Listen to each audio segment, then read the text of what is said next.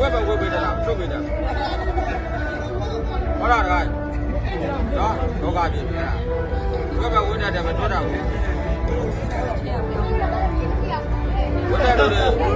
ပြောတာတော့မထွက်တာဘူး